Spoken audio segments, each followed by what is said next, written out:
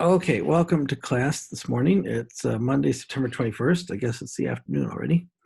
And we got some things that we're going to talk about today, and I'll remind you of some things we've been doing recently. Let me bring up my website just so I can have it ready.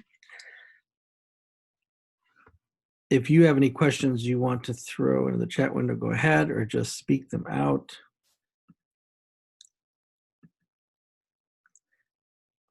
Sometimes when you look at my video recordings, you see that icon that I created for myself. And the reason you see that is because I do not have the recording turned on one of the cameras. So I'm just trying to remember to do that. So now I have the paper recording turned on here. Okay. So just give you an overview of what we're going to do today, and then check some things out on the website, then get going.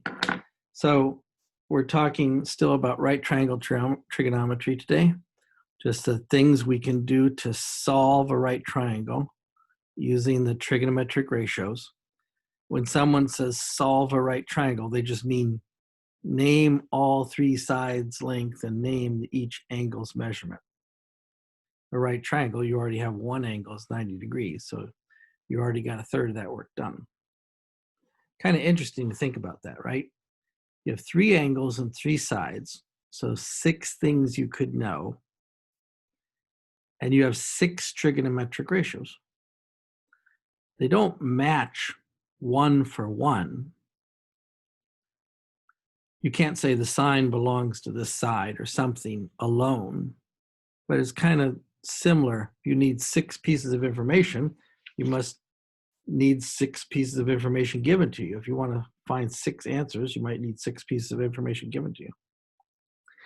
Okay, then we're going to use a particular application of right triangles, which is used a lot in different science courses, vectors, direction, heading, and you kind of manufacturing CNC, all kinds of practical things like that. So what is a vector, direction, and magnitude? And sometimes you hear these words in the media or in a movie, heading and bearing. What's the difference between those two words? I'm going to show you how to visualize vectors geometrically with adding, subtracting, and the components. And this is all coming for free from right triangles. Okay, in other news, so I did read papers that you submitted to me and put them online for you to have back. And I sent each of you an email saying, here's a link to a folder where I'm going to drop off your papers. And in that folder, you have the paper, the homework number 1, the written homework number 1 you did. And you have a grade report. I'll show you a sample grade report in a second. Not anybody's grade report, just a sample one. So a decent start for the homework. Just there are some things you got to remember, and you got to always probably be a little bit more exact than you expect.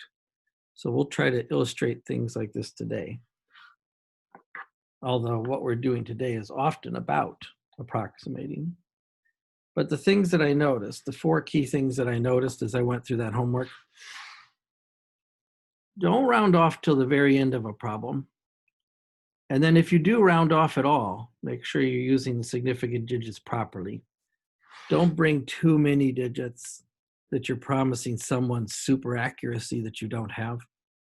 And don't bring too few digits and leave off things, accuracy that might be important to them. Second thing I noticed, never present partial answers or answers, intermediate answers, or final answers approximately unless someone specifically asks you for an approximation. Now you can give an exact answer and then give an approximate answer yourself, but only present the exact answer first. Got to bring a couple more people into the room. Got it. So for example, if the problem answer you come up with is that the boat is 5.3 miles or 5 over root 3 miles from shore. Now, it doesn't terribly well help you because you don't know what 5 over root 3 is, but it is the answer that you constructed. You rationalize the denominator, multiply top and bottom by root 3, but then it's just ordinary politeness, just ordinary human politeness to tell someone what 5 over root 3 is, or what 5 root 3 over 3 is. And so then you can enter that into your calculator.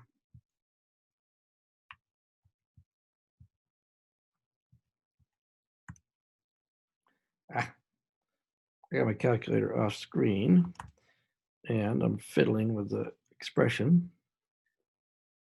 That's what someone wants to hear. If I'm using 2 significant digits, they want to hear that I'm 2.9 miles offshore. They don't want to hear that the supermarket is 5 over root 3 miles away. They want to hear that the supermarket is 2.9 miles away. Or probably in that case, what's significant to them is just a single number of miles, 3 miles away. So always present the exact answer.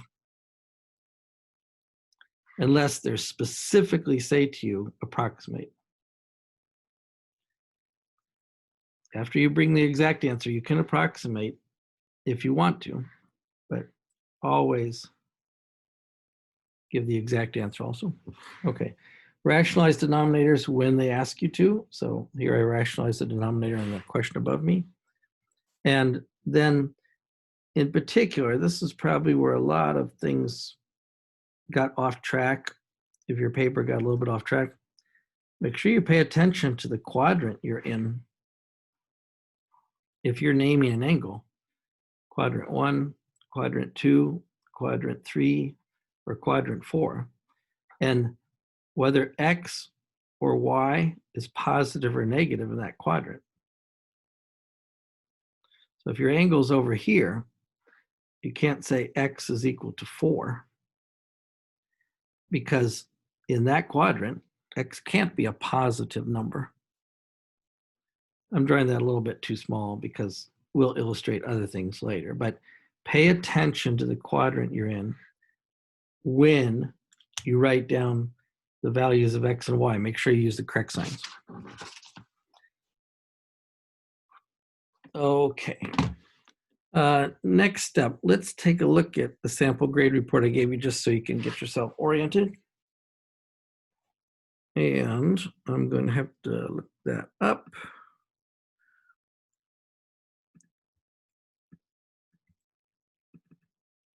I will open that up. I will share that on my screen if I can find it. Where is it? Right there. Okay, good. Okay, right now I'm sharing this sample grade report with you, make it smaller so it fits nicely on my screen. This is not anybody's grade report. This is just a blank, a totals page. So it doesn't really represent a grade. In fact, it doesn't represent a grade because you haven't done very many assignments yet. But on this grade report, you see the exams 1 and 2, which we haven't taken yet. You see the exercises, about 12 exercises, 1 a week more or less, but some holidays in there. And you did do 1 exercise that was worth 10 points. And then you have the XYZ homework. And the XYZ homework, you have done at least 1 section of that, at least 1 week of that. And tomorrow you have another couple of sections due, 2-1, 2-2, and 2-3.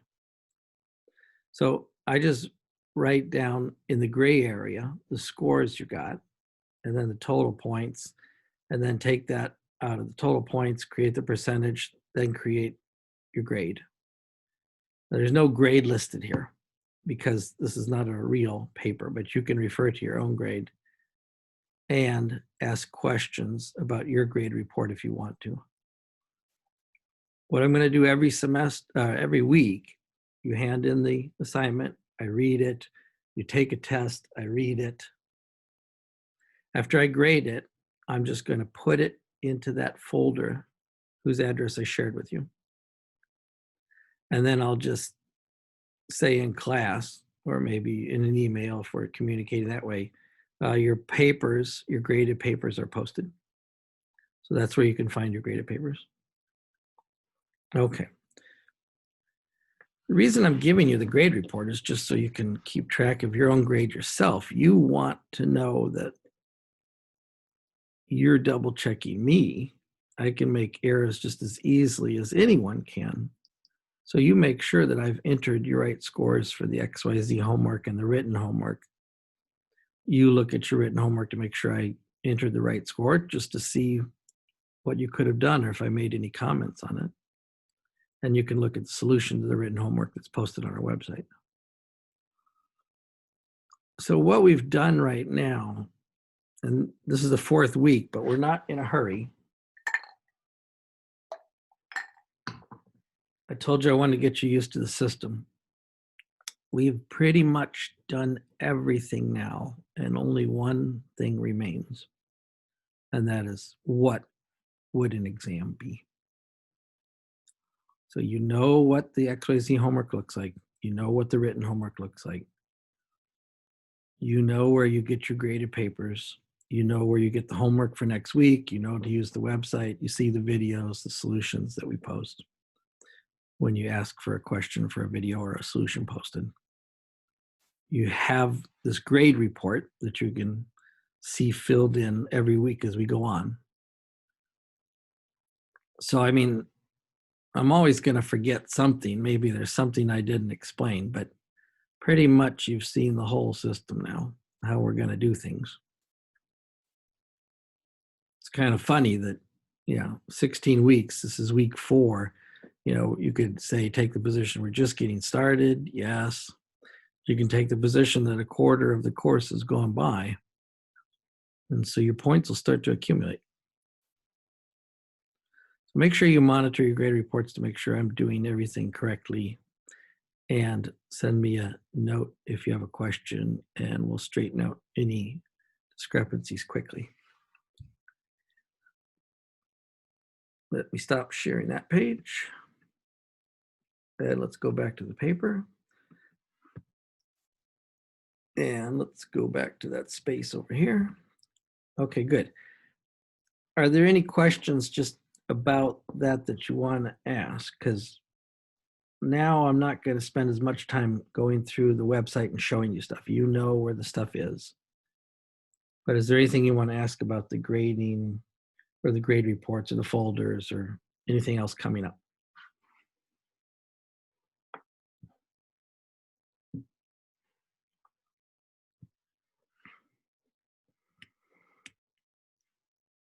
Okay. Then let me show you a few problems. Today is going to be kind of practical because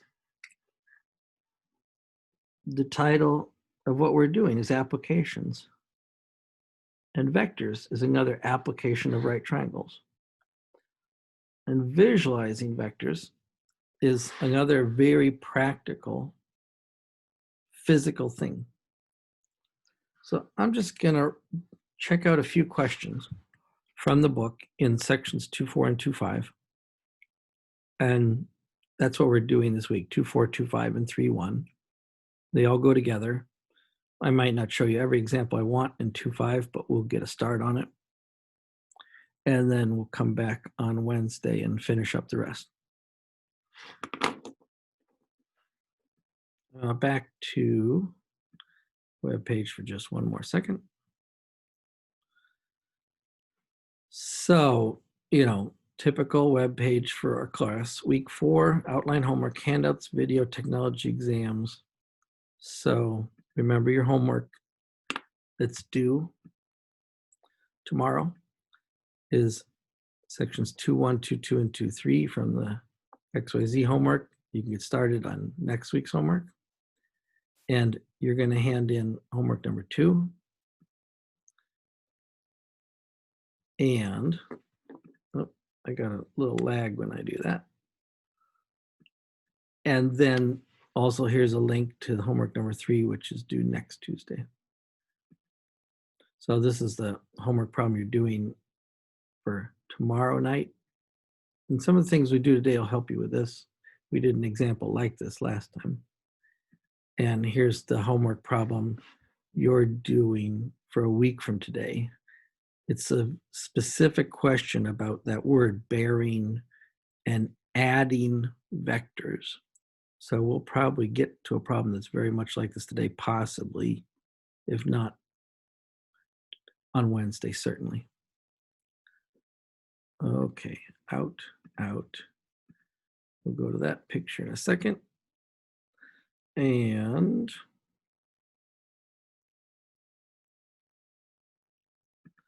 let's get to work. So I want to look at just 2 very basic warm-up problems in 2-4, just to reinforce the value of the trigonometric functions and what someone means by solving a triangle. So I always number the pages that we have in class, and then I post them later, and just helps me organize things. That piece of paper. And let's look at a couple of examples from the book. 2.4, number 4. And so I'm gonna, in the book, all they do is present you with the words for this. It's a practical problem described in words, but they have no picture.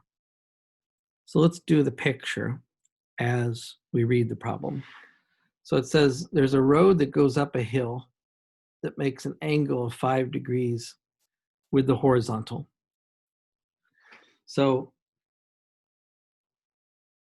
horizontal, where I begin measuring angles. 5 degrees is very slight. So I'm going to exaggerate a little bit just so I can see. I think that's more than 5 degrees. But let's pretend that represents 5 degrees. And the road goes up the hill, makes an angle of 5 degrees with the horizontal. And the road from the bottom of the hill to the top of the hill. So you don't see a lot of triangular hills around there, but let's say that this is the top of the hill right here. And this is the road going up the hill.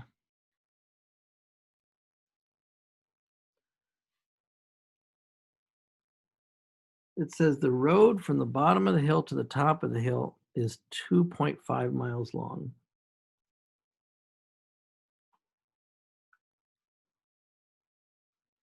And then it asks you this question. How high is the hill? Now there's naturally a triangle in this problem. And maybe at first you're a little bit bothered because hills don't come in triangles. But there are hills like this that do come in triangles. But what you got to first decide is what these 2 things are that they've given me and asked for. Once you draw the triangle, once you visualize the hill, you can call the height of the hill, this vertical side right here, H. And you might be asking the first time you see this, well, the road is 2.5 miles long. Where is the road? The road is on the side of the hill. So this length, this hypotenuse of this triangle is 2.5 miles long. And you want to know how high the hill is. This is a classic problem in right triangle trigonometry. You know 2 sides. By the way, you know 3 angles right now, right? You have a 90-degree angle here if you go straight up to the top of the hill. If this is 5 degrees, this other angle must be 85. I don't know if we need that, but if we do, we'll write it down. They didn't ask us to name everything else in the triangle. They only asked us to name this side. So you think about that side. For 5 degrees, that's the opposite side. And for 5 degrees in this right triangle, this is the hypotenuse. Now, probably you've already considered this. I just want to make sure everybody's on the same page. So I can use the ratio of opposite to hypotenuse. The ratio of opposite to hypotenuse is the sine of the angle theta. This is general. The opposite side to theta and the hypotenuse to theta make the sine ratio of theta. Now, I didn't write theta in here, but I can fill in the things that I know. I can fill in the sine of the angle 5 degrees.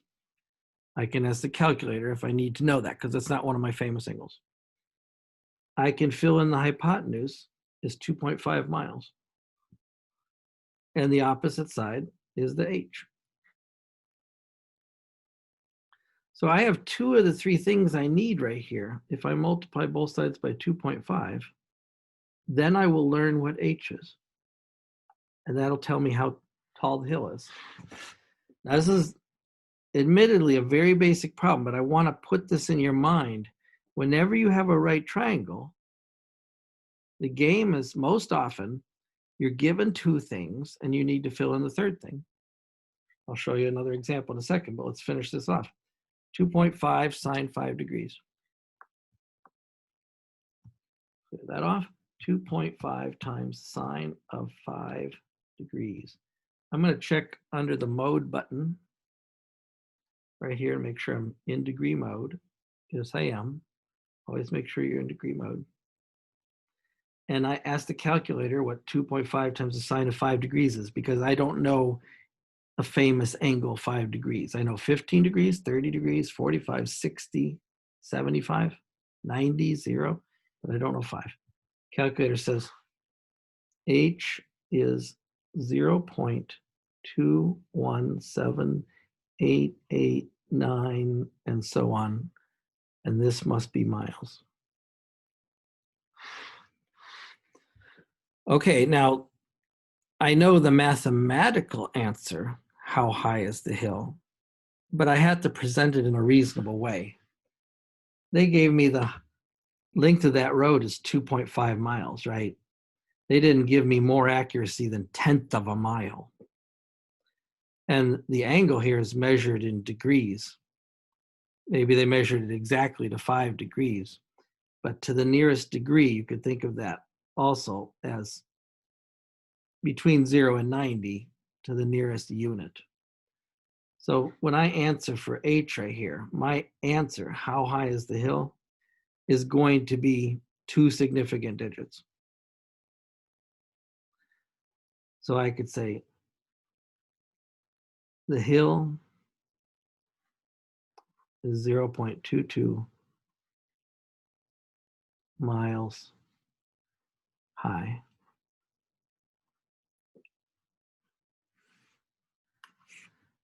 Now I could convert that to feet, because maybe that's a more common way of looking at height of a hill. You know, Mount Everest is this many feet, but 2.22 miles, I'll convert to feet. But let me show you how I'm going to do that. I know that there are 5,280 feet in a mile. And I've got this part of a mile. So I'm going to multiply 5,280 by the part of the mile that I have, but not the rounded off version. The rounded off version is only for your answer. I'm going to use this whole number right here, so I can get as exact as possible. Then I'll round off. Now, you could say, my gosh, that's going to be a pain typing in that number. No, I got the number right there. I got the number right there on my calculator. All I have to do is say, remember I may have showed you this key last time. Answer key down here. The answer key, which is next to the enter key, which is on the opposite key. It's blue. So I just say second function answer times second function, answer. And the calculator uses every digit and the 3 more besides. So I don't have to retype this. It's a handy shortcut. Anyway, in feet, that's 1,150 feet. Now that would be 3 digits of 3 significant digits right there. And I was committing to using 2 significant digits. You know, there's a lot of flexibility in how you do this. I would accept an answer of 1,150 feet. In this case, I would accept an answer of about 1,200 feet. In this case, I think I might prefer to say 1,200 feet. Because we don't know, you know, we only know this to a half mile of accuracy, so to speak, or a tenth of a mile of accuracy. So a tenth of a mile of accuracy is about 500 feet. So I can give you the answer to the nearest 1,000 feet, and that would be good enough for you if you were measuring that hill. Okay, so this problem is going to describe everything you're going to do. The problems get fancier, they get busier, they get more triangles, they get stranger numbers. But it's always, I'm given 2 things, I'll find the third, do the calculation, give the answer, and the appropriate number of significant digits. Okay? So that's just a key example. Let me show you another key example right here. Oh, by the way, are there any triangular hills out there? Well, the answer is absolutely yes. If you drive on the freeway, particularly, now we're not in a mountainous region right here, but if you drive on a freeway, let's go through a mountainous region. Let's talk about Kentucky, West Virginia, Ohio, southern Ohio. And then where I grew up, California, in mountainous regions. Where do you see long triangular roads like this? When you go over passes and when you come down from the mountains, there's often turnoffs for trucks, especially in the old days, turnoffs for trucks that are simply long, straight, gently graded, increasing roads. And why? Because if you have a brake failure, you're going downhill in a truck, you got this massive truck, brake failure, what are you going to do? You can't just keep going down the hill and hope there's nobody at the bottom of the hill. I'm talking about a freeway. What if there's traffic, right? So you got these emergency turnoffs for trucks, which are literally just long, straight, slightly increasing roads where the truck could, the worst case scenario, just pull off and slowly slow down going up that hill. So, you know, it's kind of, sometimes you say, well, there is no math in the real world, or it's not like that in the real world, but maybe you've seen something like that. It was a common sight where I was growing up, kind of on a mountainous region in California. Okay, let's try another example just to show you the key thing we're doing today, and then we'll move to something fancier. 2.4, number 5. And again, it's got a picture. I'm going to go with 7. I think. Yes, I will. Yes, number 7. Okay, 5 and 7 could illustrate the same thing for me, but I just like 7. Again, it's described in words, but there's no picture, so we're going to draw the picture. It says there's a flagpole that is 73 feet tall, and it casts a 51-foot-long shadow. So I'm going to draw a flagpole vertically. Most flagpoles are vertical. I'm going to say that that's 73 feet tall. 73 feet. Sometimes people use an abbreviation of a single apostrophe for feet.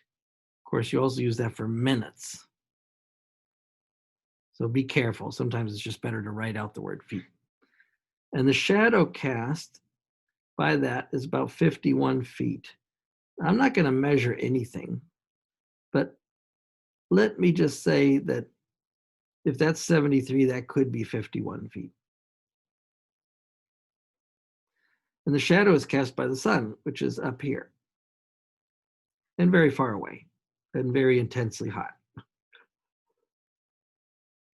And the sun ray casts the shadow of the flagpole on the ground. And let's assume we're talking about flat ground here, so that this is a right angle. So what's the question? Question is, what is the angle of elevation of the sun?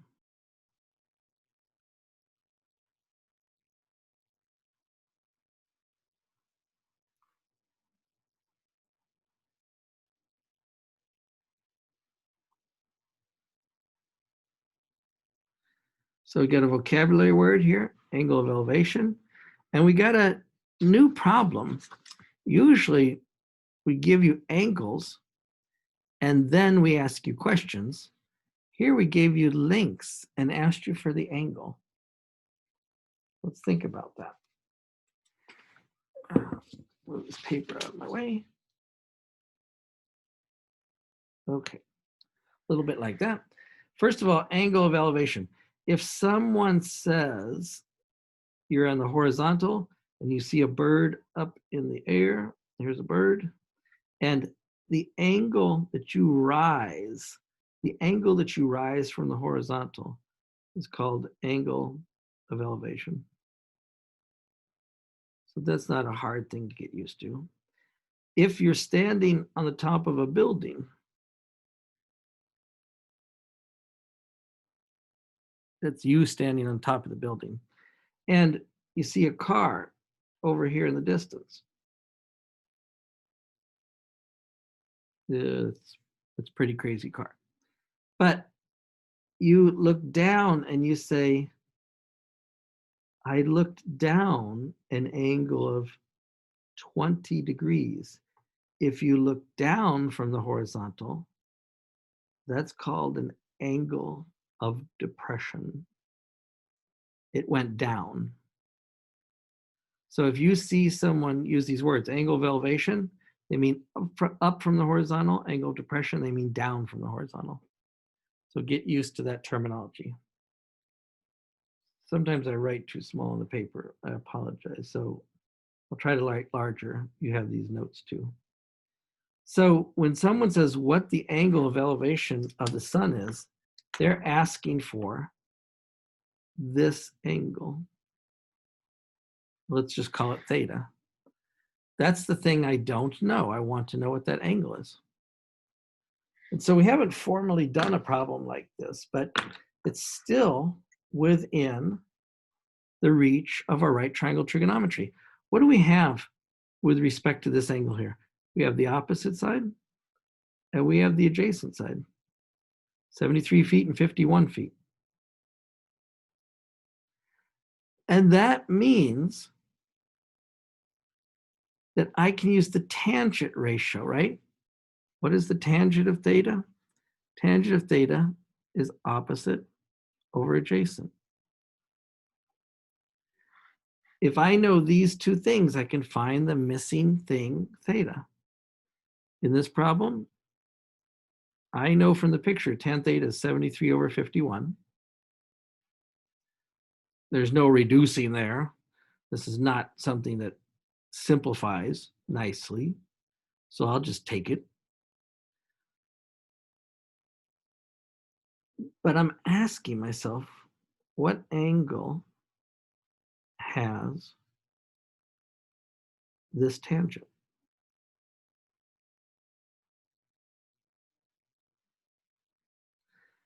And the calculator, if you give it an angle, it will tell you the tangent, but you can also run the calculator backwards. And we're going to talk about this more in a couple weeks. This is so-called inverse trigonometric. functions. Inverse in this sense here just means going backwards. And it's on your calculator right here. I'll bring that closer to you, but you got the tangent button right here. And above it in blue, you got something called tan inverse. Right here, tan inverse. It's in blue above the tangent button. And you tan inverse, tan backwards, tan, don't say tan to the -1. This is just an old notation, tan with a superscript -1. You pronounce it inverse tangent. You want to undo the tangent. And so you use the second function and that tangent key like this. Get rid of that. You say undo the tangent, inverse tangent of 73 divided by 51. And the calculator will tell you the angle that has a tangent of that ratio. Calculators say 55.0606 and stuff. Now again, I am not going to use every digit I see here. What do I got? I got to the nearest foot, 2 digits, to the nearest foot, 2 digits. An appropriate number of significant digits is likely 2 digits. So, and it's very close to 55 degrees. So this is a time where it's appropriate to answer just in the approximation, 55 degrees. If you want to be really fancy, you could say exactly inverse tangent of 73 over 51. But that's not very helpful. It's like me telling you that the supermarket is 5 over root 3 miles away. You want to know about how far the supermarket is, 3 miles away. So what's the angle of elevation of the sun? Pretty much 55 degrees to the nearest degree, certainly. Make sure you round off properly.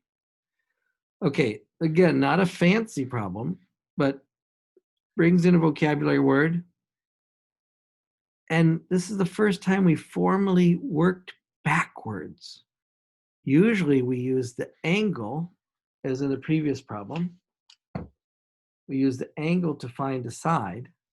Here, I use the sides to find an angle. So if you can glom onto that idea, if you can absorb that idea, then you realize that you can learn anything about a triangle. If you're given 2 things, you can always find this third thing. Now, by the way, if they would have asked me for the length of the sun's ray right here, which they didn't, of course I could use the 5173 in the Pythagorean theorem, right? So I can know all 3 sides. And now that this is 55 degrees right here, angle of elevation, I know that this angle right here, because they sum up to 90, has to be 35 degrees. But they didn't ask me for that. I could name all 3 angles. This one's, of course, 90 degrees. I could name all 3 angles and all 3 sides. But they wanted a particular angle, and that's what I gave them. Okay. So this section is simply some basic application problems like this. And they could get a little bit fancier, require you to do a little bit more documenting, reading, writing. But always the theme is I give you 2 pieces of information, you give me a third piece of information. Let's look at this problem. So I want to pick a more interesting problem in that section, and then we'll look at where we are. Might give you a short leg stretching break, and then we'll also get into the other application today, vectors. Look at problem 17 and 2.4. If you have your book, and if not, I have it on my screen. I'll show it to you on screen.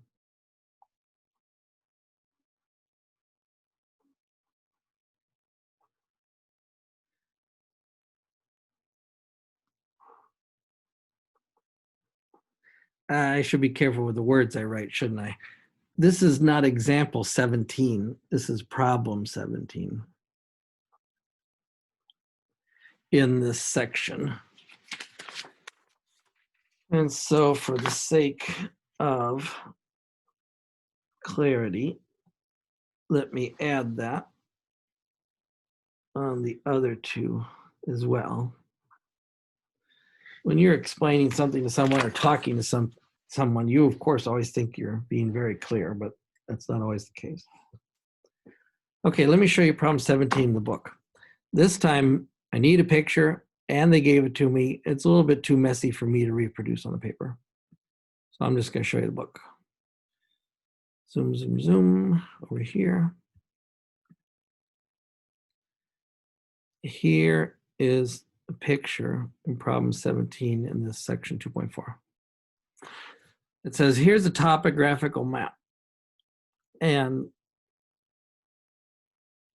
I don't know where Bishop's Peak is. The author is in California, so I guess I'd have to look that up. Maybe it's in California.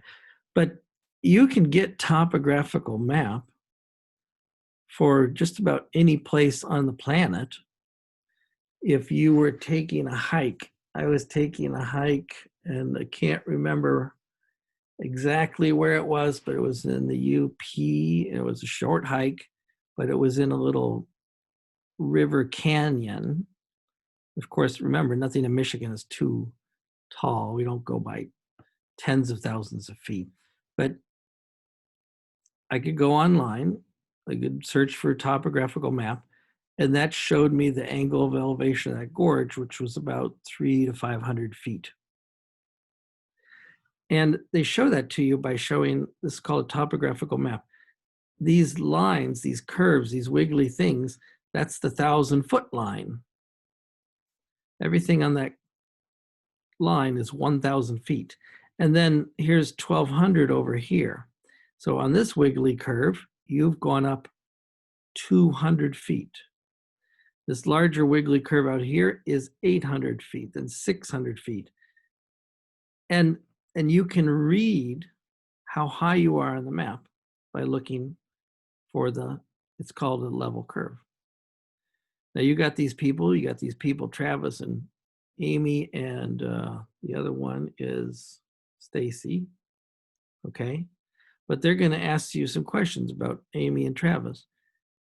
How far apart are they horizontally? They're at different altitudes. How far apart are they in altitude? What's the angle of elevation as Travis looks up the hill? What's the angle that he looks up to see Amy?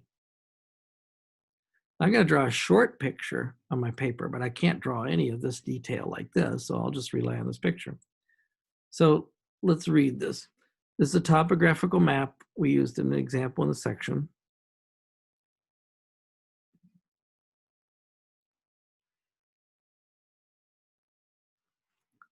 And Stacy is at point S, Amy is at point A, Travis is third hiker at position T. Find the distance between A and T on the map. Oh, sorry, they give it to you. They say, on this map, that's a 1/2 inch. And I've blown it up here, but let's pretend I measured this with a ruler as a 1/2 inch. Find each of the following: horizontal distance, difference in elevation, and angle of elevation. So on my paper, which I'll come back to in a second, I've got Travis, I've got Amy, and Travis is looking up the hill at Amy. And let's say that from the horizontal where Travis is, this is a right angle straight up to Amy, which is inside the mountain. This right angle is inside the mountain. So what do we need right now? What we need is scale.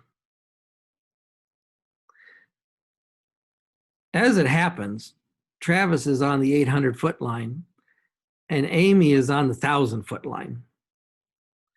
And they made that pretty simple for us. But if I asked you where was Stacy, Stacy is in between 1,000 feet and 1,200 feet.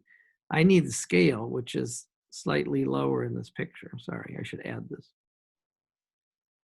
Says contour level is 40 feet.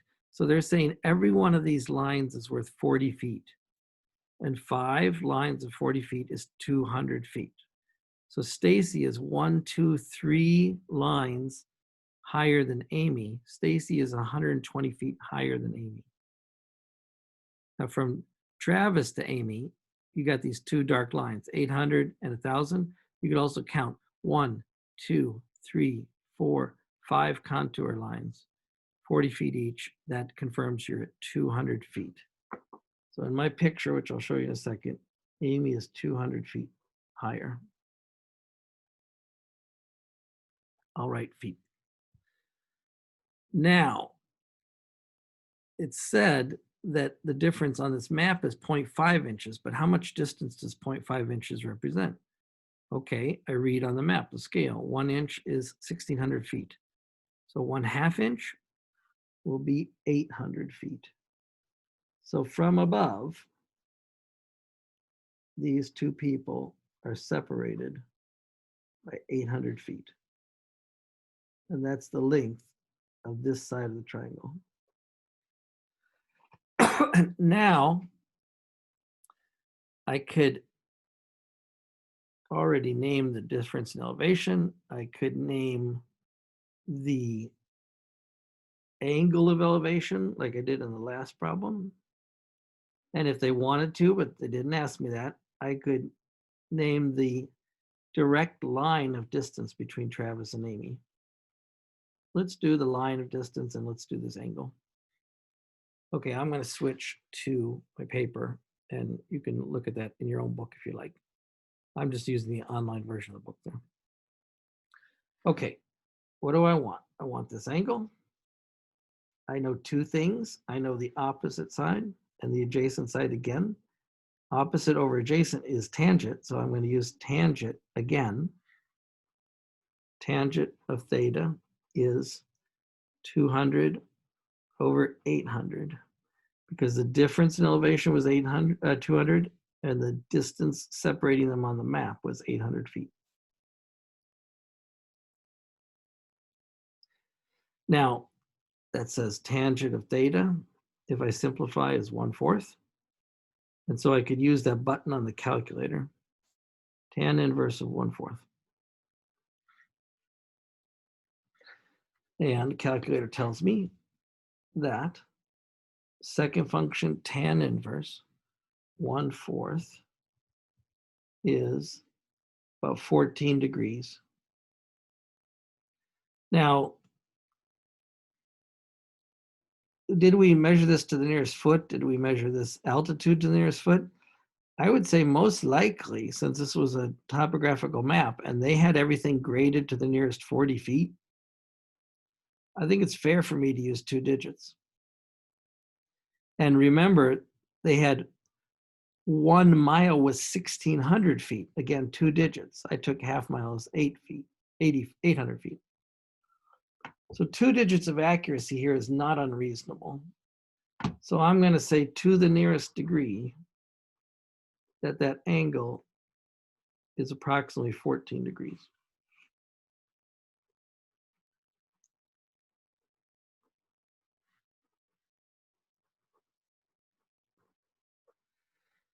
Now this time I'll go for this distance over here. I'll go for this third side, even though they didn't ask for it. What am I going to say about that third side? Maybe it was a cable stretched between Travis and Amy. Maybe this is on a cable cars. Or maybe there was just a long straight road between Travis and Amy, but that's not the case in this mountain. So let's say there was a cable car from there to there, or some kind of cable rope, zip line, whatever. I know zip line wouldn't be perfectly straight. How am I going to find that D? I've got choices. I could use my 14 degrees and one of these 2 distances to name D. Remember, D over 200, what is that? Opposite over hypotenuse? Opposite over hypotenuse is sine of 14 degrees. I could use d over 800 is cosine adjacent over hypotenuse, 14 degrees. Or I could use Pythagorean theorem, 200, 800. So I could use, I'm running out of room, d squared is 200 squared plus 800 squared. My choice here, and this is a good thing to put in mind. Remember the 14 degrees I calculated. And if I rounded it off, I'm going to have some round off error if I use just 14 degrees. I could use the 14 degrees and the other digits from the calculator. I'll do that. But the most exact thing I was given was the difference in altitude and the difference on the map in distance. So I think if I want to find the distance, I'm going to take the square root of 200 squared plus 800 squared. Now, I'm also curious what would happen if I took the distance to be 200 sine 14 and I used all the digits in that 14, not just rounded off. So let's just check that for kicks. Say distance is 200 times the sine of what? The last answer. That last answer key saves me a lot of time. So it's saying, oh, I'm a little bit nervous about that, 48.5.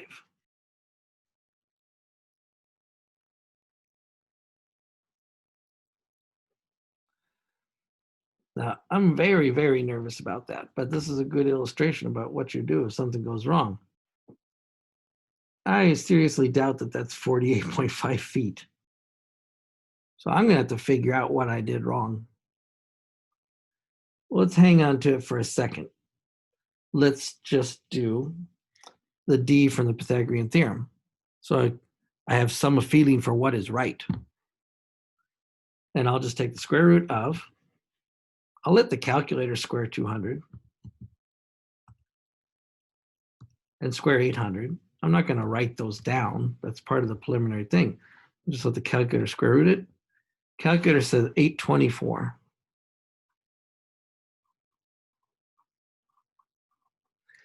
And to the nearest 10 feet, I could say, since I was using two digits, 820 feet. I think I would prefer you to say 820 feet because you didn't have a lot of accuracy in here. On the other hand, you could argue you had accuracy to the nearest foot, so 824 is not bad. 824 sounds reasonable. 48.5 does not sound reasonable. But this is a good illustration. When you come up with a problem like this, what are you going to do? You're just going to say, well, I take the one that sounds good to me. Well, then someday you're going to actually take the one that sounds good to you and is wrong.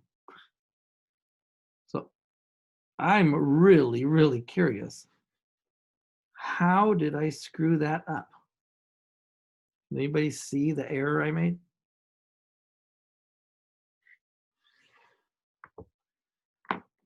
It's impossible to find your own errors.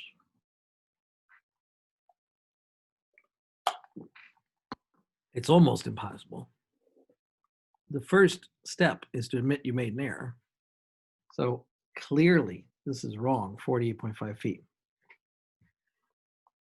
Does anyone see what I did wrong?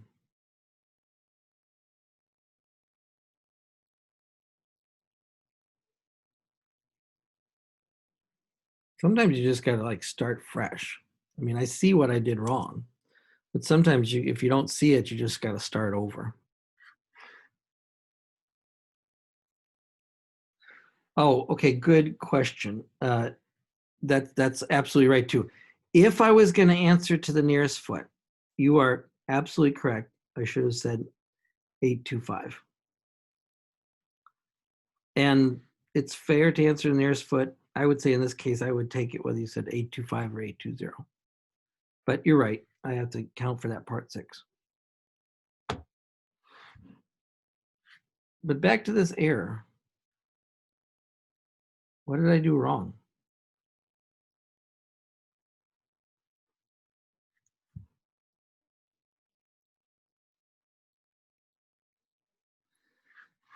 Let's start over.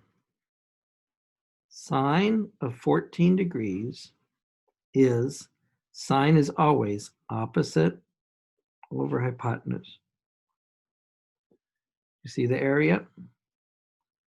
Go back to the triangle. What is the opposite side?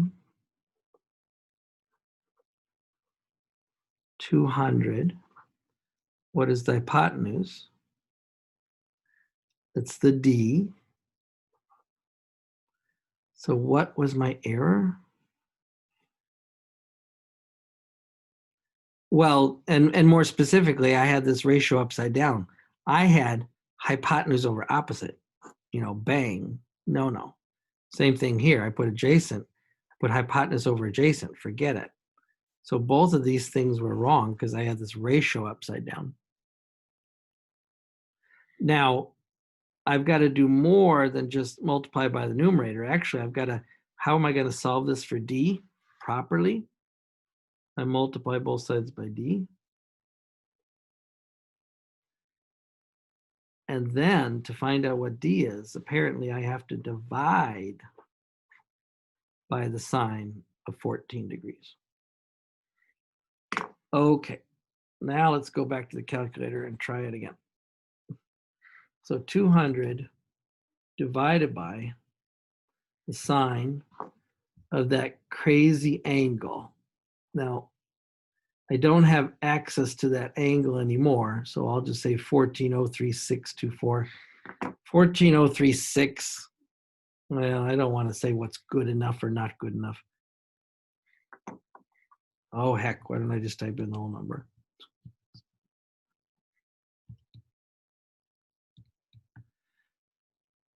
But never think that you got the whole number there, because actually the calculator's got several other digits off here to the right. 3 more digits off here to the right. Okay, but round it off. 8246. Very similar to what I got with the Pythagorean theorem. Okay, I got one less digit there. Okay, now I feel better. 825 feet. And do this, remember to do this. If you're approximating, as I am here, that's okay if they ask you to do that. Just say, put a little wiggle on top. Tell people that you're approximating. When you approximate, tell people that you're approximating. Put that little wiggle on top. Okay. I don't want to make this more or less than what's in the book. I had to do a little bit more reading on that problem. I had to set things up carefully. I had to find the error I made. But every problem in this section is very much like this. They give you a triangle. They give you 2 pieces of information for the triangle. And then you work out the other information they want from that triangle. And just by the way triangles are useful, surveying in a mountain, in the direction of a plane or a boat, I mean, you can always find a right triangle to help you measure something, just about always. So they're just bringing you a bunch of practical problems with right triangles. Okay. 90 minutes is hard to chop into 2 pieces. I'm not going to do this significantly often. We don't always have to take a break, but just to stretch your legs for a second, take 5 minutes. I have 132. Come back at 137. I'll just mute my microphone for a second while I stretch my legs, and then we'll start the discussion of the vectors.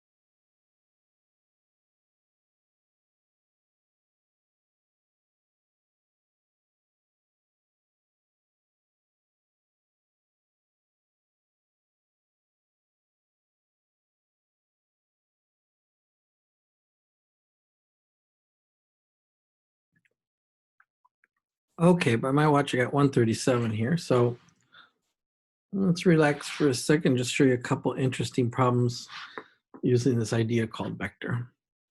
And pick out one that looks very much like the written homework you're doing for the following week. We've already done an example like the one you're handing in tomorrow night, but what's one that looks like what you're doing for the following week? Show you how practical right triangles are. So, and I wrote this on the note, I used the wrong incorrect ratio here. Okay, what is a vector?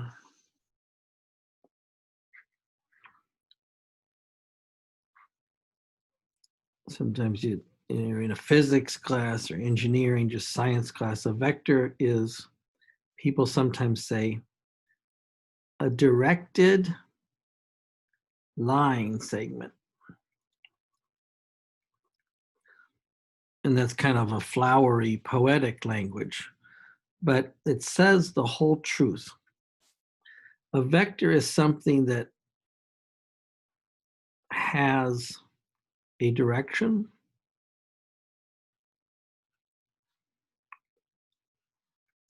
and has a length.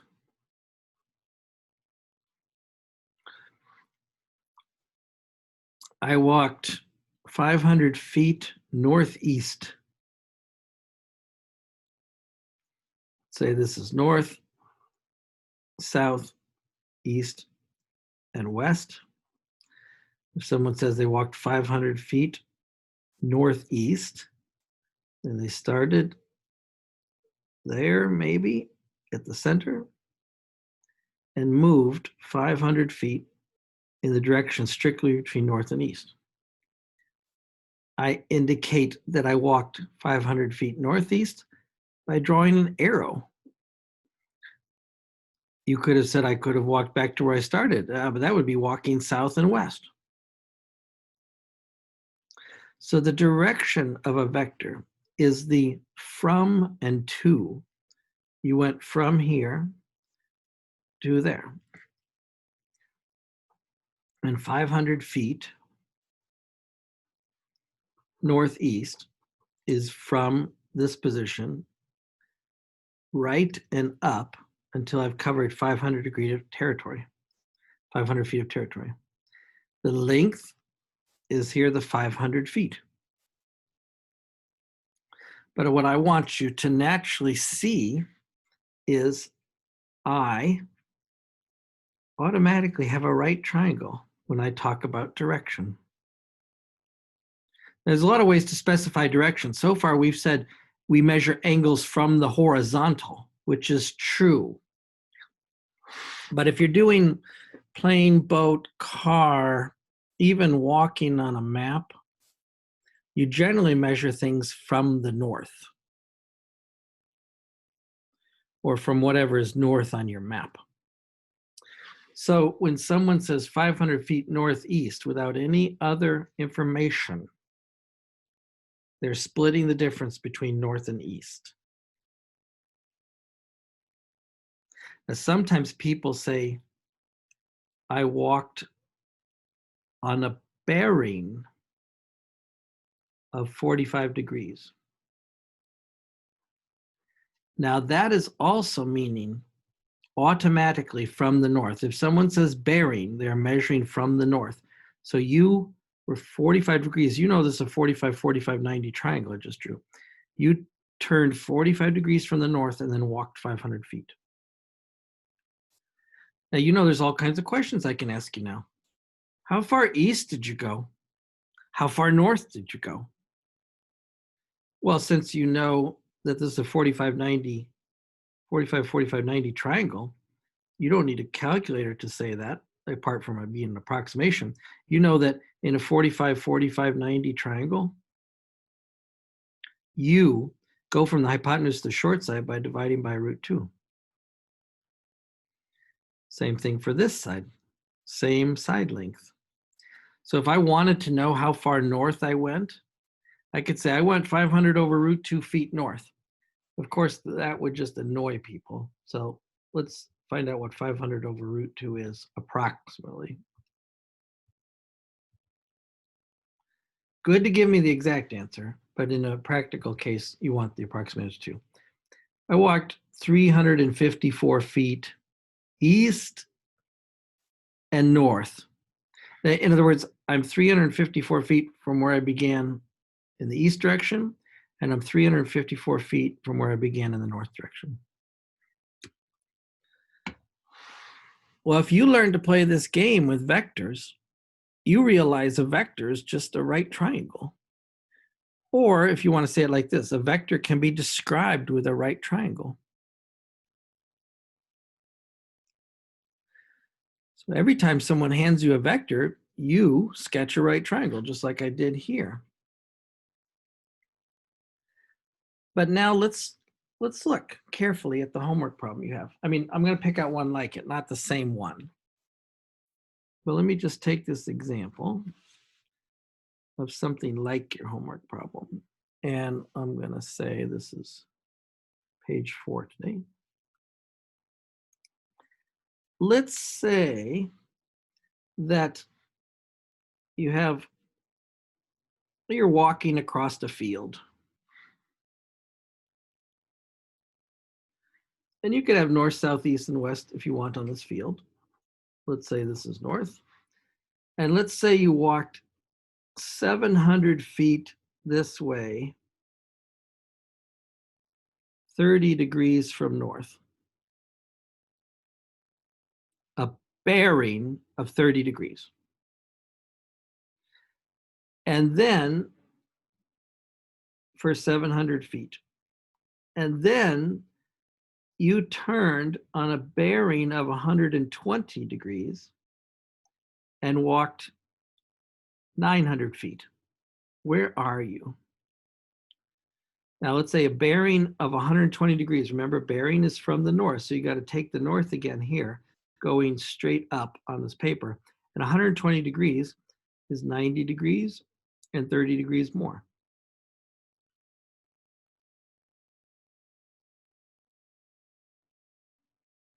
So you're heading this way now.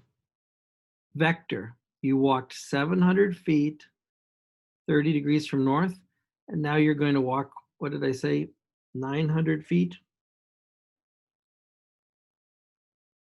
I'm just going to make something that looks like 900 feet to me.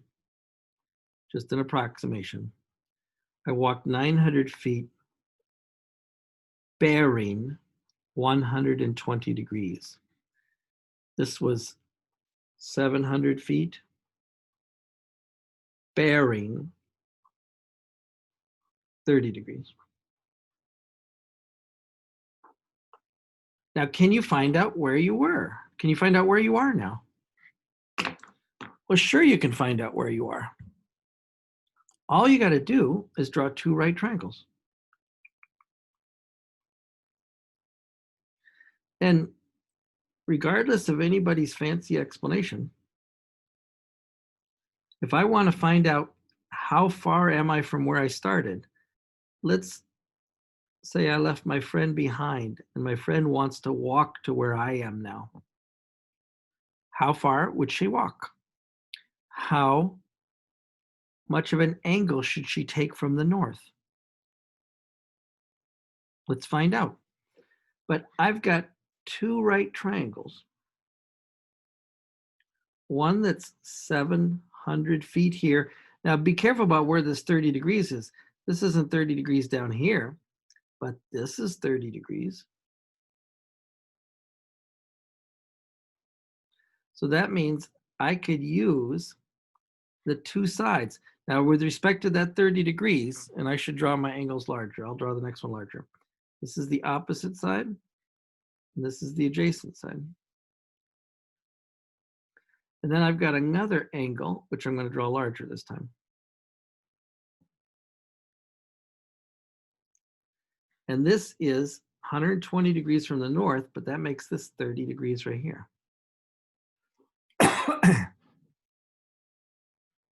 And this is 900.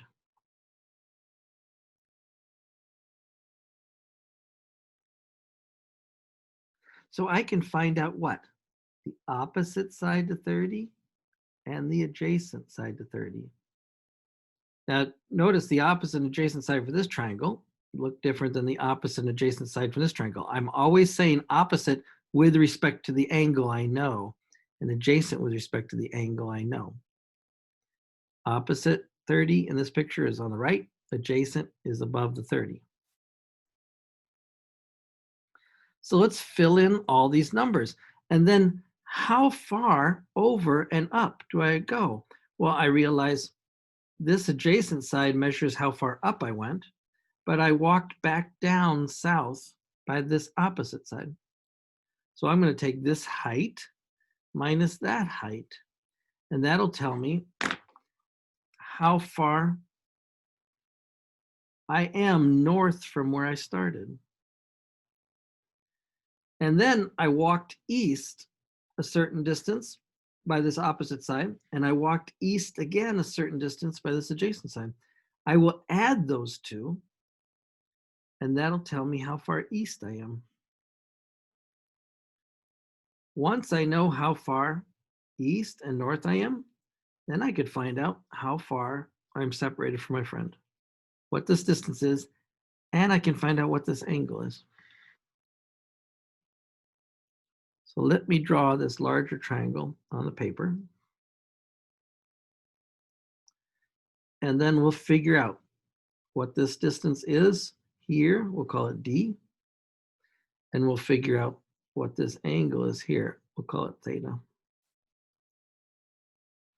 Now remember, I want to say my answer in bearing and feet and accurately as I can. Let's assume we went to the nearest, not 900 degrees, sorry, 900 feet.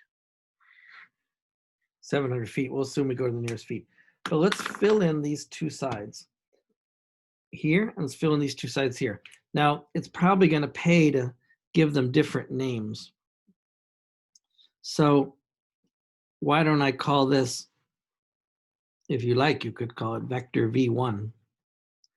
And sometimes people, to indicate a vector, put a little arrow hat on top of it. And when someone wants to talk about the length of a vector, they put little bars on it like that. So this reads in math language. The length of vector 1 is 700 feet. Vector 1 is this whole arrow. And when you write the length of vector 1 is 700 feet, you're writing that that's the length of the arrow. Fancy word for this is magnitude. Now, and I don't want to rush to finish, but I'm going to rush a little bit. Let's call this side horizontal to V1.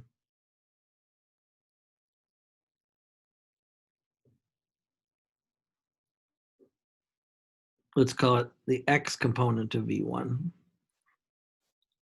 And let's call this the Y component of V1. I could just name them different letters like A and B. But what do I have here?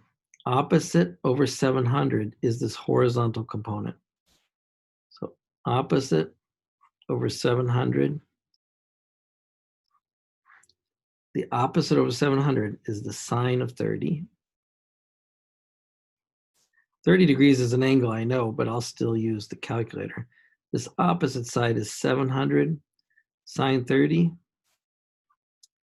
And the calculator will say that's 150 feet. Now this is 30, 60, 90 triangle, right? Short leg 150, short leg opposite 30. So what's long leg?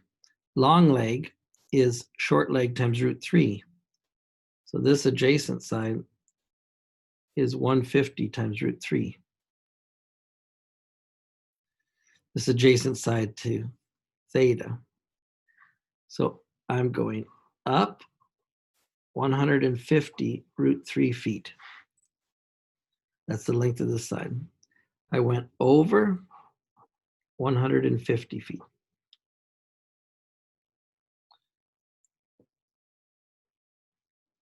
Now let's look at this right triangle, which also happens to be a 30, 60, 90, right? If this is 900 hypotenuse. What's the opposite side? Use my trig, or I could use my ratios. I'm using the ratios since we're near the end right now, and I don't want to cut this off. Short side is always half of long side. So this is 450. I've walked 450 feet this way. And this, oops, sorry, 450 is down. Sorry, my fault. Not 450. 450 is the downness right here. So I walked back down 450 feet. And this adjacent side is 450 times root 3 feet. I scribbled that out too much. So what is the distance that I have covered? Total horizontal distance? 150 plus 450 root 3. What's the total vertical distance I've covered? I went up quite a bit, and then I came back quite a bit. Hard to know which one of those is larger, but the calculator will tell me. I think the 150 root 3, something doesn't feel good to me. Oh, sorry. 700 sine 30 is 350, not 150. Okay, I'm in too much of a hurry. So I should correct that. 350 root 3 is definitely bigger than 450. So I'll say 350 root 3 minus 450. Now let's work out those numbers. And then we have to call it quits. 350 plus 450 root 3. And I am taking advantage of the 30, 60, 90 triangles. About 1129 feet. And what's 350 root 3 minus 450? 350 root 3 minus 450. About 156 feet. You know, my drawing's not terrible. I mean, those numbers look believable in that drawing, right? How could I find out what D is? I could use a Pythagorean theorem with these two numbers, but I want to use the full numbers here, not the rounded off versions. How could I find the angle between horizontal, between east and the line of sight between me and my friend? I could do what? Find the inverse tangent of 156 over 129. Now, I'm going to cut it off here. You know what I'll do is I'll finish writing this down on the piece of paper before I scan it. And if you want to see the final answer, then you can look at the paper that I scan and post. I also do want to do this. Even though this is a very slight angle, maybe it's 5 degrees, 10 degrees, 6 degrees, 7 degrees, it's a small angle, right? But I want to say the angle is bearing, right? So if this is 6 degrees, then from the north, I will be bearing 94 degrees. So since we're kind of at the end, let me fill in the calculations here for you. Then I'll scan it. Then you'll see it. And that's how you finish the problem. Now, the problem that you're doing for me written next week is similar to this. Maybe the vectors are bent in another way. I need to come back and say more about the vectors. Notation for vectors is sometimes kind of creepy or looks overly complicated. But in the end, it's what? A vector is just a hypotenuse of a right triangle. And you can use that information to orient the triangle properly and to add up the horizontal and vertical sides. Okay, off to a good start. Check out all the information I've given you over the weekend, grade reports, things like that, and send me any questions that you have. And I will upload this video and notes that we're making, and I'll see you on Wednesday. You guys have a good day.